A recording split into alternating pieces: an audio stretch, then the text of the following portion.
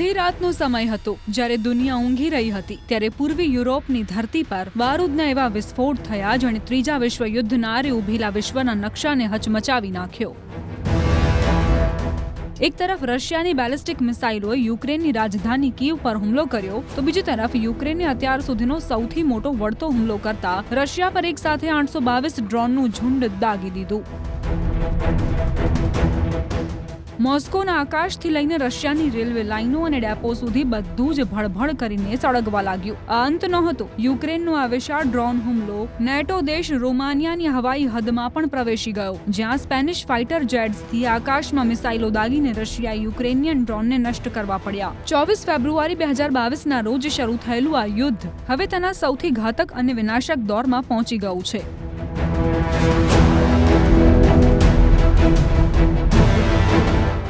શું આ ભયાનક તબાહી કોઈ મહાવિનાશનો સંકેત છે? રશિયાના હુમલાઓએ ફરી એકવાર યુક્રેનની રાજધાની કીવને ધ્રુજાવી દીધી છે। વર્ષ 2022થી રશિયા અને યુક્રેન વચ્ચે ચાલી રહેલા આ યુદ્ધ પર બ્રેક લાગતી દેખાઈ નથી રહી। બંને દેશો તરફથી એકબીજા પર સતત ભીષણ હુમલાઓ ચાલુ છે। તેના કારણે બંને દેશોના નાગરિકોએ પણ ભારે કિંમત ચૂકવવી પડી રહી છે। આ દરમિયાન 16 ઓગસ્ટે પણ બંને દેશો વચ્ચે હુમલાઓનો સિલસિલો વધુ તેજ થતો જોવા મળ્યો। યુક્રેનની રાજધાની કીવ પર રશિયાએ મિસાઇલો અને ડ્રોન હુમલા કર્યા તો બીજી તરફ રશિયાના હુમલાનો યુક્રેને પૂરી તાકાત સાથે વળતો જવાબ આપ્યો અને આખી રાત મોસ્કોમાં અનેક ઠેકાણાઓ પર ડ્રોન હુમલા કરીને ભારે તબાહી મચાવી।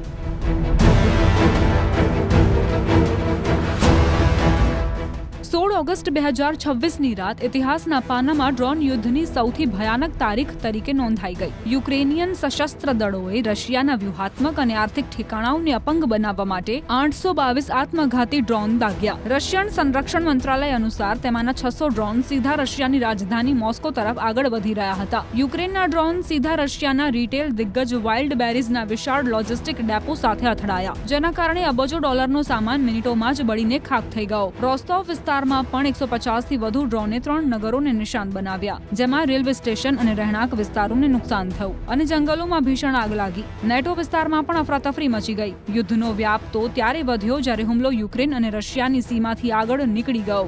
એક ડ્રોન નેટો સભ્ય દેશ રોમાનિયાની હવાઈ હદમાં ઘૂસી ગયું। ગલાતી કાઉન્ટીના આકાશમાં પેટ્રોલિંગ કરી રહેલા સ્પેનના F3 ફાઇટર જેટે તરત જ કાર્યવાહી કરતા આ ડ્રોનને હવામાં જ તોડી પાડ્યું। નેટોના પૂર્વીય મોરચે આ ડ્રોને સાબિત કરી દીધું કે આ યુદ્ધ હવે કોઈ એક દેશની સરહદમાં બંધાઈને નથી રહેવાનું। યુક્રેનિયન જનરલ સ્ટાફ અનુસાર છેલ્લા 24 કલાકમાં ડોનેટ્સ્કના બોકરો અને પોસ્ટ એન્ટી ન્યૂ સેક્ટરમાં 226થી પણ વધુ સીધી સૈન્ય અથડામણો નોંધાઈ છે, જ્યાં રશિયન સૈનિકો નાના જૂથોમાં આગળ વધવાનો પ્રયાસ કરી રહ્યા છે। અહીં યુક્રેનના પૂર્વ રક્ષામંત્રી માઇક ફાઇલોથી રોડે ખુલાસો કર્યો કે યુક્રેન આગામી 3 થી 6 મહિનાની અંદર પોતાની બનાવેલી બેલિસ્ટિક મિસાઇલોથી રશિયાની અંદર ઊંડે સુધી હુમલો કરવામાં સક્ષમ થઈ જશે। жесткими для разрушения всего, что подпитывает военную машину Киева со стороны Запада. Но и мы это уже делаем. И они уже начинают стонать. И не случайно все больше и больше голосов из разных точек нашего общего пространства призывает немедленно остановиться. Так не получится. રશિયા પર થયેલા આ ડ્રોન હુમલાનો બદલો લેવા માટે અડધી રાત્રે રશિયન વાયુસેનાએ સુમે અને ક્રીવી રીહ પર હાઇપરસોનિક અને બેલિસ્ટિક મિસાઇલોનો મારો ચલાવી દીધો। કીવમાં યુક્રેનના સૌથી મોટા રિટેલ અને કન્સ્ટ્રક્શન નેટવર્ક એપીસેન્ટરના લોજિસ્ટિક હબ અને સિરામિક ટાઇલ ફેક્ટરીને નિશાન બનાવવામાં આવી। રશિયન રણનીતિ એકદમ સ્પષ્ટ છે। યુક્રેનની અર્થવ્યવસ્થા અને સૈન્ય પુરવઠાની કરોડરજ્જુ તોડવા માટે અનાજના ગોડાઉન, વીજળી પ્લાન્ટો અને કમર્શિયલ સપ્લાય ચેઇન પર તાબડતોબ હુમલા કરવામાં આવી રહ્યા છે। યુક્રેનિયન નાગરિકો આખી રાત બંકરોમાં છુપાવા મજબૂર થયા, જ્યારે શહેરની વચ્ચે ધુમાડાના ગોટે ગોટા ઉઠતા જોવા મળ્યા। Останавливаться надо тогда, когда есть долгосрочное, надежное, устойчивое регулирование. Если мы сейчас вдруг остановились бы на линии соприкосновения, мы, по сути дела, позволили бы перечеркнуть подвиг наших дедов и прадедов, которые победили нацизм. Это невозможно рассмотреть. છેલ્લા 30 દિવસથી આકાશમાંથી વરસતા બારૂદ, કાટમાળમાં બદલાતા હસતા રમતા શહેરો અને રસ્તાઓ પર વિખેરાયેલી લાશો સાબિત કરી રહી છે કે રશિયા અને યુક્રેન બંને જ 1636 દિવસથી ચાલી રહેલા આ યુદ્ધમાં સંપૂર્ણપણે બરબાદ થઈ રહ્યા છે। છેલ્લા 30 દિવસમાં રશિયા અને યુક્રેનનું યુદ્ધ જે ભયાનક વળાંક પર પહોંચી ગયું છે તેણે સમગ્ર યુરોપને યુદ્ધના આરે લાવીને ઊભું કરી દીધું છે। હવે આ માત્ર સરહદ પર બે સેનાઓનું યુદ્ધ નથી રહ્યું. અડધી રાત્રે ઊંઘી રહેલા માસૂમો પર મોત બનીને તૂટી પડતા ડ્રોન અને મિસાઇલોની આંધી બની ગયું છે. છેલ્લા 30 દિવસમાં તબાહીની આ આગ એટલી ભયાનક બની ગઈ છે કે હવે ન તો નાગરિકો સુરક્ષિત બચી રહ્યા છે અને ન તો મોસ્કોના આકાશને અડતી ઇમારતો. છેલ્લા 30 દિવસમાં રશિયાએ યુક્રેનની રાજધાની ક્રીવ રીહ અને સુમે પર 1500થી વધુ ડ્રોન અને ડઝનેક બેલિસ્ટિક મિસાઇલોથી હુમલો કર્યો. કીવનું ઐતિહાસિક પેટ્રોનું બુક માર્કેટ મિસાઇલની ઝપેટમાં આવીને રાખ થઈ ગયું. યુક્રેનના વિશાળકાય એપિસેન્ટર, લોજિસ્ટિક હબ અને ફેક્ટરીઓને કાટમાળના ઢગલામાં ફેરવી દેવામાં આવી. અમે તમને યુદ્ધનો એ આંકડો પણ બતાવીએ છીએ જેણે હવે બધા રેકોર્ડ તોડી નાખ્યા છે.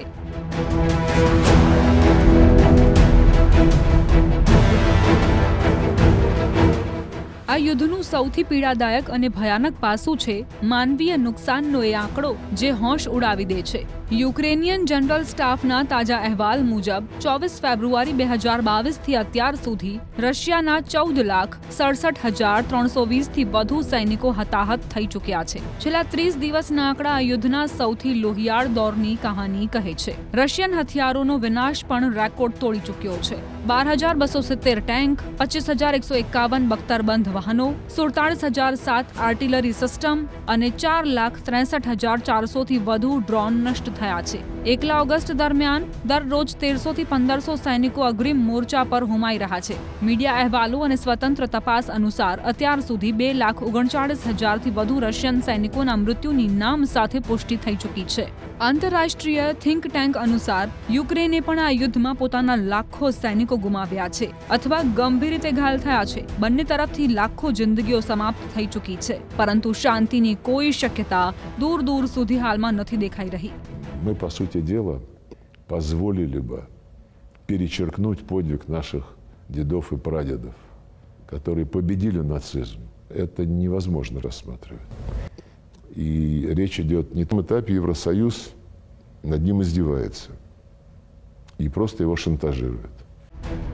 આ યુદ્ધ માત્ર તોપો અને રાઇફલોનું પરંપરાગત યુદ્ધ નથી રહ્યું. રશિયા અને યુક્રેન વચ્ચે ચાલી રહેલો સંઘર્ષ માનવ ઇતિહાસનું પ્રથમ સંપૂર્ણપણે ટેકનોલોજી આધારિત યુદ્ધ બની ગયું છે. સ્વાયત્ત ડ્રોન યુક્રેન દ્વારા દાગવામાં આવેલા 822 ડ્રોનમાંથી ઘણા ટીઆઈ ગાઇડેડ ટેકનોલોજીથી સજ્જ હતા, જે રશિયન એર ડિફેન્સ અને જીપીએસ જામર્સને છકાવતા પોતાના ઠેકાણાઓ સુધી પહોંચી ગયા. બંને દેશો હવે એકબીજાની સેનાથી વધુ એકબીજાના આર્થિક ઇન્ફ્રાસ્ટ્રક્ચર જેમ કે તેલ રિફાઇનરી, વીજળી ગ્રીડ અને સપ્લાય ડેપોને નિશાન બનાવી રહ્યા છે, જેથી દુશ્મન આર્થિક રીતે ઘૂંટણીએ પડી જાય. રાષ્ટ્રપતિ વ્લાદિમીર ઝેલેન્સ્કીના દાવાઓ અનુસાર છેલ્લા એક અઠવાડિયામાં રશિયાએ યુક્રેનના અલગ અલગ શહેરો પર 1,550થી વધુ ડ્રોન, 1,560 ગાઇડેડ બોમ્બ અને 62 મિસાઇલો દાગી છે. તેઓ યુરોપિયન દેશો પાસેથી ટૂંક સમયમાં એર ડિફેન્સ સપોર્ટની અપીલ કરી રહ્યા છે.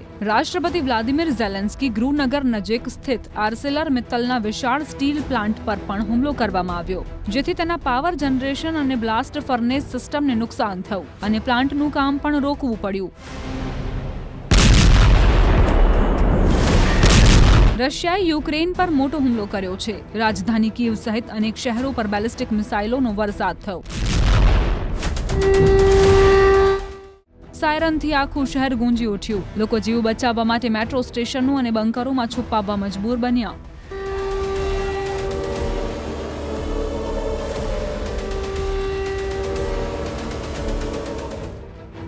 આ દરમિયાન યુક્રેનનું એક F-16 જેટ પણ યુદ્ધની ભેટ ચડી ગયું. રશિયાના તાજા હુમલાઓને પશ્ચિમી દેશો માટે કડક ચેતવણી ગણવામાં આવી રહ્યા છે. રશિયા યુક્રેન યુદ્ધને 4 વર્ષ 5 મહિનાથી વધુ સમય પસાર થઈ ગયો છે. આટલા સમયમાં જે યુક્રેનને યુદ્ધ કરવા માટે બાળક કહેવાતું હતું, તે બાળક હવે 1617 દિવસ સુધી સતત યુદ્ધ કર્યા બાદ રશિયાની સામે હજુ પણ બાહુબલી બનીને અડીખમ છે. બેરહેમ, લોહિયાળ અને જુસ્સાની હદ સુધી યુદ્ધ જીતવાનો જુસ્સો. રશિયા યુક્રેન યુદ્ધને આ સમય પૃથ્વીનું સૌથી ખતરનાક યુદ્ધ મોરચો બનાવી ચૂક્યું છે.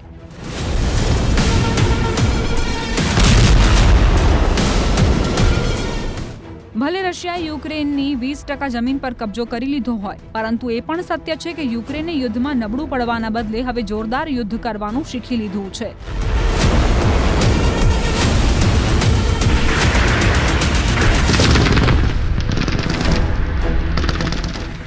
અને અને આ જ કારણ છે કે આ સમયે યુક્રેનિયન ડ્રોન અને મિસાઇલો રશિયન એર ડિફેન્સ સિસ્ટમને ચકમો આપીને લગભગ 3000 કિલોમીટર અંદર ઘૂસીને રશિયામાં તબાહી મચાવી રહી છે. લગભગ 11 રશિયન તેલ રિફાઇનરીઓને યુક્રેનિયન સેનાએ ફૂંકી મારી છે. જો કે રશિયાએ પણ યુક્રેન પર છેલ્લા 7 દિવસોમાં જે ભયાનક રીતે હુમલા કર્યા છે તે જોઈને ઝેલેન્સ્કીની ચીસો નીકળી પડી છે. લગભગ 82 દેશોમાંથી સીધી અથવા પછી પડદા પાછળથી મળતી મદદ યુક્રેન માટે સંજીવની બૂટી સાબિત થઈ રહી છે. પરંતુ આ દરમિયાન રશિયાના તોફાની હુમલાઓએ યુક્રેનના 3 જિલ્લાઓમાં ભયંકર તબાહી મચાવી છે.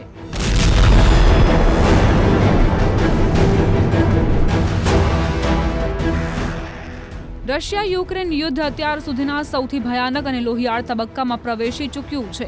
આજે વહેલી સવારે રશિયન વાયુસેના અને મિસાઇલ ફોર્સિસે સમગ્ર યુક્રેન પર 70 થી વધુ બેલિસ્ટિક અને ક્રૂઝ મિસાઇલો સાથે 280 થી વધુ હુમલો કરનારા ડ્રોનથી અત્યાર સુધીનો સૌથી મોટો સંયુક્ત હુમલો બોલી દીધો. રશિયાના ભારે બોમ્બમારા વચ્ચે એક રશિયન ક્રૂઝ મિસાઇલ નેટો સભ્ય દેશ પોલેન્ડની સરહદ પાર કરી ગઈ, જે બાદ પોલિશ એરફોર્સે તરત જ પોતાના લડાકુ વિમાનોને આકાશમાં તૈનાત કરી દીધા. શું આ યુદ્ધ હવે સીધું નેટો વિરુદ્ધ રશિયાનું થવા જઈ રહ્યું છે? આજની સૌથી વિસ્તૃત અને એક્સક્લુઝિવ રિપોર્ટ જુઓ. 30 જુલાઈની મધરાત પછી તરત જ સમગ્ર યુક્રેનમાં રેડ એલર્ટ જાહેર કરી દેવામાં આવ્યું હતું. રાષ્ટ્રપતિ ઝેલેન્સ્કીની આગોતરી ચેતવણીના થોડા કલાકો બાદ રશિયન સેનાએ એકસાથે 10 થી વધુ વિસ્તારો પર હુમલો કર્યો.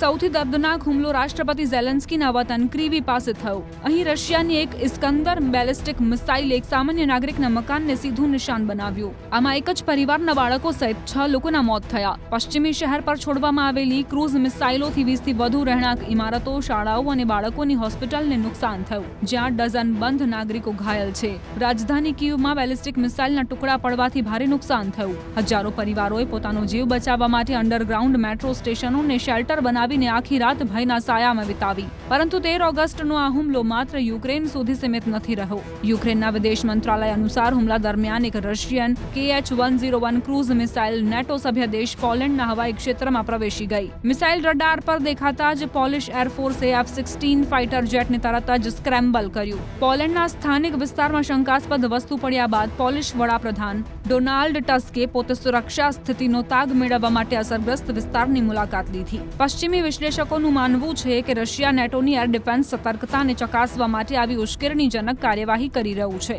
આ હુમલો એવા સમય થયો જ્યારે બરાબર એક દિવસ પહેલા યુક્રેનિયન રાષ્ટ્રપતિ ઝેલેન્સ્કીએ વોશિંગ્ટનમાં અમેરિકી રાષ્ટ્રપતિ ડોનાલ્ડ ટ્રમ્પ અને સંરક્ષણ કંપનીઓના વડાઓ સાથે મુલાકાત કરી હતી. યુક્રેને અમેરિકા પાસેથી પેટ્રિયટ એર ડિફેન્સ સિસ્ટમ અને ઇન્ટરસેપ્ટર મિસાઇલોની તાત્કાલિક ડિલિવરી માંગી છે.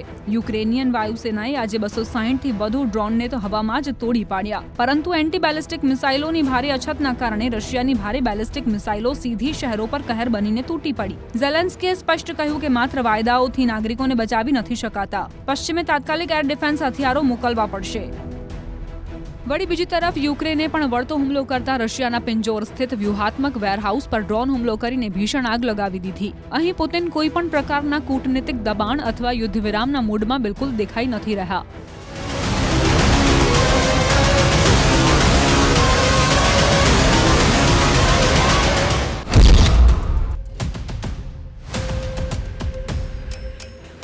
પરંતુ આ દરમિયાન એ જાણવું જરૂરી છે કે આખરે કેટલાક ખાસ મોરચાઓ પર આ સમય પરિસ્થિતિ શું બની છે. રશિયાની રેડ આર્મીએ ઉગ્રવાદની દિશામાં પોતાની આક્રમક પ્રવૃત્તિઓ તેજ કરી દીધી છે. રશિયન પાયદળ અને ભારે બખ્તરબંધ વાહનો યુક્રેનિયન રક્ષણ પંક્તિને તોડવાનો પ્રયાસ કરી રહ્યા છે. અહીં તોપખાનાની ભીષણ ગોળાબારી ચાલુ છે અને કીવ મોરચાની ઉત્તર પૂર્વીય સરહદ પર રશિયાએ હવાઈ બોમ્બમારી વધુ તેજ કરી દીધી છે. યુક્રેનિયન હવાઈ સંરક્ષણ પ્રણાલીઓને સતત છકાવવા માટે રશિયા આખી રાત હવાઈ હુમલા કરી રહ્યું છે.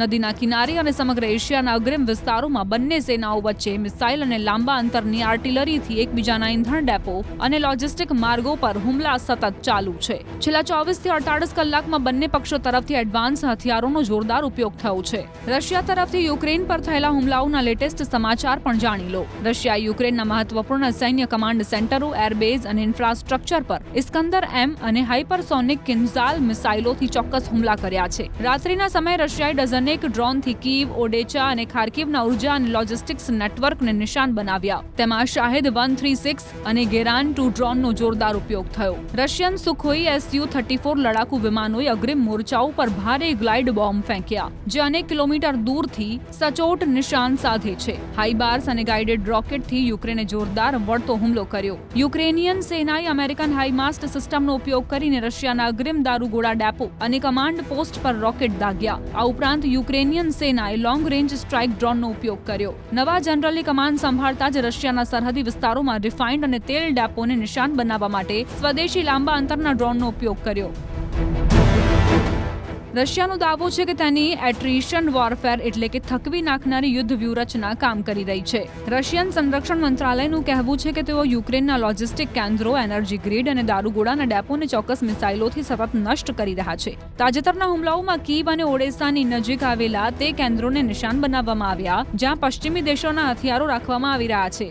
જોકે 1636માં દિવસે સૌથી મોટો વળાંક ત્યારે આવ્યો જ્યારે યુક્રેને ખુલાસો કર્યો કે રશિયાએ હવે પોતાની 112મી મિસાઇલ બ્રિગેડ સાથે ઉત્તર કોરિયાની વિશેષ મિસાઇલ યુનિટને પણ પૂર્વમાં તૈનાત કરી દીધી છે. ઉત્તર કોરિયાની 120મી બેલિસ્ટિક મિસાઇલો KN-2324 લોન્ચર્સની હાજરીએ પશ્ચિમી દેશોની ચિંતા ખૂબ જ વધારી દીધી છે. 1636 દિવસ વીતી ગયા બાદ પણ ફ્રન્ટલાઇન પર કોઈ નિર્ણાયક વળાંક દેખાઈ નથી રહ્યો. જ્યાં સુધી બંને પક્ષ ટેબલ પર આવીને કોઈ સમજૂતી નહીં કરે, ત્યાં સુધી યુદ્ધની આ ભઠ્ઠી આ જ રીતે સળગતી રહેશે અને દરરોજ નવા આંકડાઓ સાથે માનવતાને શર્મસાર કરતી રહેશે.